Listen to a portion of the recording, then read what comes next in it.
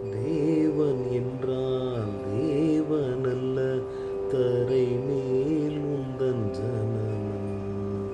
ஜீவன் என்றால் ஜீவனல்ல, ஏனை போல் இல்லை சலனம்.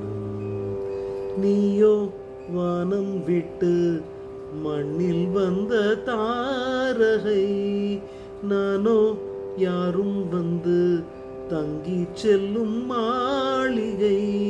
ஏன் தான் பிறந்தாயோ, இங்கே வளர்ந்தாயோ, காற்றே நீ என் சேற்றின் வாடை கொள்ள வேண்டாம். உன்னை நான் அறிவேன், ஏனை என்று யார் அறிவார்?